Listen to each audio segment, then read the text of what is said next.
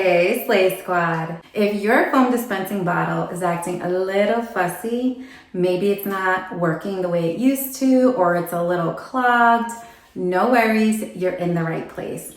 In today's video, we're gonna show you some tips and tricks on how to help maintain and repair your foam dispensing bottle so that you can slay your next wash day. Let's get into it. To maintain your pump every time you refill, give the dispenser and pump a rinse with warm water. This helps to wash away any buildup that may cause your pump to clog.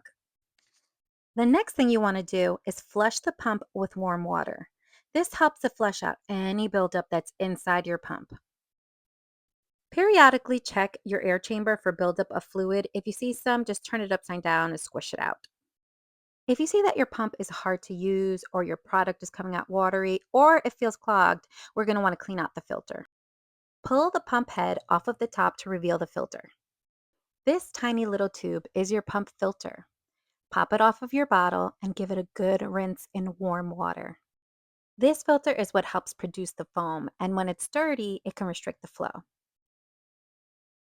Use this opportunity to rinse out the other piece before piecing everything back together. Super important. Make sure to line up the pump head to the groove on the pump shoulders. Once they're lined up, they should connect beautifully. Now your bottle is clean, locked, and loaded and ready to refill. Pour in your fresh pouch of lemon drop and tighten it nicely. Boom, we are ready to go. Check out that creamy foam.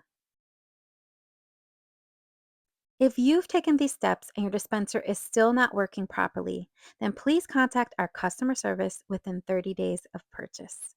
Enjoy Lemon Drop.